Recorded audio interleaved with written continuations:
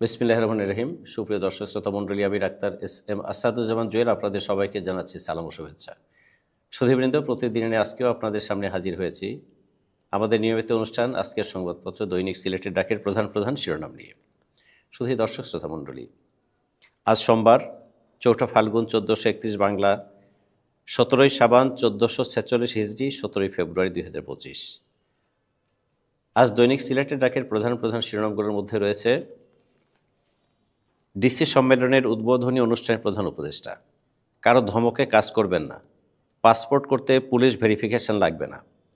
এটি দৈনিক সিলেটের ডাকের প্রধান লিড নিউজ।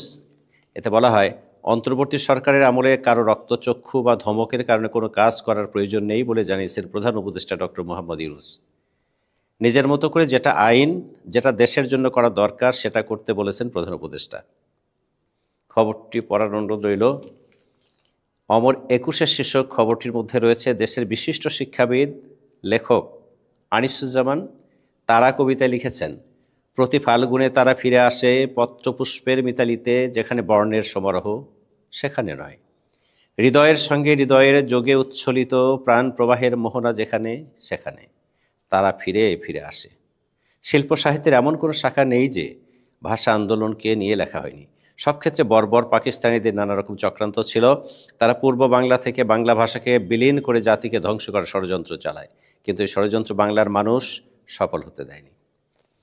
দিল্লিতে বিজিবি বিএসএফ সীমান্ত সম্মেলন আজ শীর্ষক খবরটি প্রকাশ পায়। ভারতের দিল্লিতে আজ সোমবার অনুষ্ঠিত হতে যাচ্ছে বর্ডার গার্ড বাংলাদেশ অর্থাৎ বিজিবি ও ভারতীয় সীমান্তরক্ষী বাহিনী বর্ডার সিকিউরিটি ফোর্সেস অর্থাৎ বিএসএফের মধ্যে মহাপরিচালক পর্যায়ে ৪ দিনব্যাপী ৫৫তম সীমান্ত সম্মেলন। ৪১তম মৃত্যুবার্ষিকীর আলোচনা সভায় বক্তারা সার্বভৌম বাংলাদেশ প্রতিষ্ঠায় অসামান্য অবদান রেখেছেন জেনারেল ওসমানী। সিলেটের নানা কর্মসূচির মধ্য দিয়ে গতকাল রোববার মহান মুক্তিযুদ্ধের সর্বাধিনায়ক বঙ্গবীর জেনারেল আতাউল গনি ওসমানীর ৪১তম মৃত্যুবার্ষিকী পালিত হয়েছে।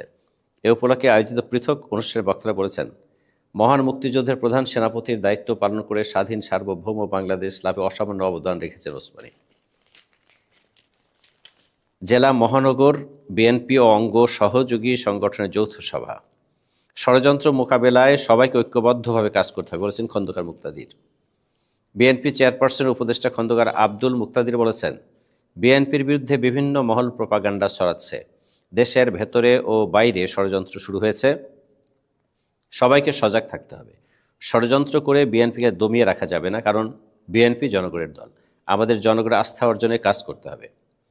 অন্তর্বর্তী সরকারের কারণ নামে কোনো স্থাপনা হবে না বলেছেন ওয়াহিদ উদ্দিন। মোগলাবাজার এলাকায় তেলবাহী ট্রেন লাইনচ্যুত, ৯ ঘন্টা পর সিলেটের সঙ্গে সারা দেশে রেল যোগাযোগ স্বাভাবিক। প্রায় ৯ ঘন্টা বন্ধ থাকার পর সিলেটের সঙ্গে সারা দেশে রেল যোগাযোগ স্বাভাবিক হয়েছে। গতকাল রোববার সকাল 8:30টার পর ট্রেন চলাচল স্বাভাবিক হয়।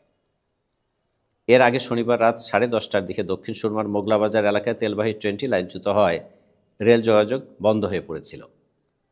এদিকে দুর্ঘটনার কারণ অনুসন্ধানে একটি তদন্ত কমিটি গঠন করা হয়েছে। গণতন্ত্রকে বাস্তবে রূপ দিতে নির্বাচনে একমাত্র পথ বলেছেন মির্জা ফখরুল। বিএনপি মহাসচিব মির্জা ফখরুল ইসলাম আলমগীর বলেছেন, গণতন্ত্রের কোনো বিকল্প নেই। গণতন্ত্রকে বাস্তবে রূপ দিতে হলে নির্বাচনে একমাত্র পথ, যার হাত ধরে আমরা গণতন্ত্রে ফিরে যেতে পারি। গতকাল রোববার বিকেলে ঠাকুরগাঁও সরকারি বালক উচ্চ বিদ্যালয় বড় মাঠে জিয়া স্মৃতি ফুটবল টুর্নামেন্টের উদ্বোধনী অনুষ্ঠানের প্রধান অতিথির বক্তব্যে তিনি কথা বলেন। দানবীর ডক্টর রাগিব আলীর সাথে ইউজিসি পরিচালকের সৌজন্য সাক্ষাৎ শীর্ষক খবরটি প্রকাশ পায় দৈনিক সিলেটের ডাকের প্রথম পৃষ্ঠায়। বাংলাদেশ বিশ্ববিদ্যালয় মঞ্জুরি কমিশনের বেসরকারি বিশ্ববিদ্যালয় বিভাগের পরিচালক ডক্টর মোহাম্মদ সুলতান মাহমুদ ভূঁইয়া, লিডিং ইউনিভার্সিটি প্রতিষ্ঠাতা ট্রাস্টি বোর্ডের চেয়ারম্যান দানবীর ডক্টর রাগিব আলীর সাথে সৌজন্য সাক্ষাৎ করেছেন। এটিএম আজহারের মুক্তির দাবিতে জামাতের বিক্ষোভ মিছিল কাল শীর্ষক খবরটি প্রকাশ পায়। ষড়যন্ত্রমূলক মামলার ফরমায়েশি রায়ে কারাগারে আটক জামায়াতের সাবেক ভারপ্রাপ্ত সেক্রেটারি জেনারেল এটিএম আজহারের মুক্তির দাবিতে সিলেট জামায়াতের উদ্যোগে এক বিক্ষোভ মিছিল আগামীকাল মঙ্গলবার বেলা 2টায় নগরীর রেজিস্ট্রি মাঠ থেকে শুরু হবে।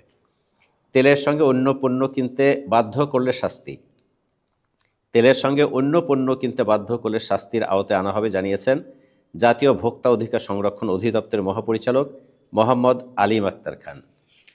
সুধীবৃন্দ, অন্যান্য শীর্ষ খবরগুলোর মধ্যে রয়েছে 10 তলা বিশিষ্ট অলাভজনক শমশেরনগর হাসপাতাল হচ্ছে কয়েকজন প্রবাসী বন্ধুর উদ্যোগ। সিলেটে সুধী সমাবেশ। মৌলভীবাজারের শমশেরনগরে একটি অলাভজনক হাসপাতাল প্রতিষ্ঠার উদ্যোগ নেওয়া হয়েছে। কয়েকজন প্রবাসী বন্ধু 10 তলা বিশিষ্ট শমশেরনগর হাসপাতাল নামে এই হাসপাতাল প্রতিষ্ঠার উদ্যোগ নিয়েছেন। এরই মধ্যে হাসপাতালে আউটডোর সেবা চালু হয়েছে।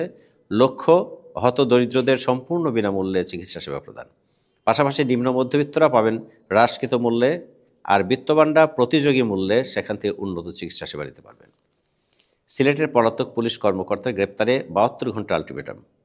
Private university students alliance of Bangladesh এর একটি প্রতিনিধি দল গতকাল রোববার সিলেট রেঞ্জের ডিআইজি মোহাম্মদ মুশফিকুর রহমানের সাথে সাক্ষাৎ করেন। নতুন দলের প্রধান চূড়ান্ত কে হচ্ছেন? সদস্য সচিব। বৈষম্যবিরোধী নতুন ছাত্র আন্দোলন এবং জাতীয় নাগরিক কমিটির মাধ্যমে তরুণদের নেতৃত্বে নতুন রাজনৈতিক দল ফেব্রুয়ারিতে আত্মপ্রকাশ করতে যাচ্ছে।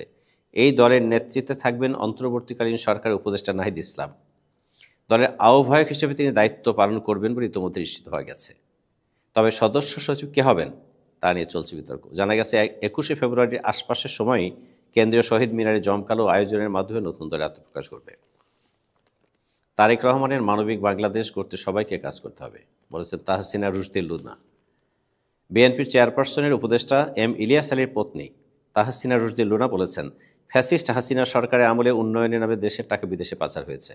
আওয়ামী লীগ লুটপাট, দুর্নীতি, অপকর্মে মহোৎসব লিপ্ত ছিল। তাদের দুঃশাসন থেকে আজ মানুষ মুক্তি পেয়েছেন। নতুন বাংলাদেশে বঞ্চিত জনগণ বিনামূল্যে চিকিৎসা সেবা গ্রহণ করছেন। সিলেটের সুধী সমাবেশের সাথে মত বিনিময়কালে মাহমুদুর রহমান, দেশদ্রোহিতার জন্য মোমেনকে গ্রেপ্তার করুন। সাবেক পররাষ্ট্রমন্ত্রী ডক্টর একে আব্দুল মোমেনের বিরুদ্ধে দেশদ্রোহিতার অভিযোগ এনে তাকে গ্রেপ্তারের দাবি জানিয়েছেন আমার দেশ সম্পাদক মাহমুদুর রহমান। তিনি বলেন, ফ্যাসিস্ট আওয়ামী লীগকে ক্ষমতায় রাখার জন্য মোমেন ভারতে গিয়ে নরেন্দ্র মোদীকে অনুরোধ করেছিল। শুধু তাই নয়, ভারত বাংলাদেশ সম্পর্ককে স্বামী স্ত্রীর সম্পর্ক হিসেবে তুলনা করেছেন মোমেন। গতকাল রোববার সন্ধ্যায় সিলেটের সুধী জনের সাথে মত বিনিময়ের কারণে তিনি এই কথা বলেন। সুধীবৃন্দ, আরও রয়েছে মার্কেটার্স ইনস্টিটিউট বাংলাদেশের সিলেট বিভাগীয় লিড টিমের সভা। মার্কেটার্স ইনস্টিটিউট বাংলাদেশের সিলেট বিভাগীয় লিড টিমের সভা গতকাল রোববার সিলেটের প্যারাডাইস ইন হোটেলে অনুষ্ঠিত হয়। পেশাগত দক্ষতা, উন্নয়ন ও পারস্পরিক সম্পর্ক দৃঢ়করণ বিষয়ে আয়োজিত এ সভায় সিলেটে কর্মরত 36টি প্রতিষ্ঠানের 76 জন সেলস ও মার্কেটিং পেশাজীবী অংশ নেন। অপর নিউজটি রয়েছে কোম্পানিগঞ্জে 2 ট্রাকের মুখোমুখি সংঘর্ষে চালক নিহত। সিলেটের কোম্পানিগঞ্জে 2 ট্রাকের মুখোমুখি সংঘর্ষে জীবন আহমেদ নামে এক চালকের মৃত্যু হয়েছে। নিহত জীবন আহমেদ কোম্পানিগঞ্জ উপজেলার পশ্চিম ইসলামপুর ইউনিয়নের শিলেরভাঙ্গা গ্রামের জহর আলীর ছেলে। সুধীবৃন্দ, এই ছিল দৈনিক সিলেটের প্রধান শিরোনাম। বিস্তারিত জানতে ভিজিট করুন www.siletedag.com.bd। সুধীবৃন্দ, আজকে এ পর্যন্তই। তবে যাবার আগে আবারও আপনাদের জানাচ্ছি সালাম ও শুভেচ্ছা। সবাই ভালো থাকুন, সুস্থ থাকুন এই কামনায়। আল্লাহ হাফেজ।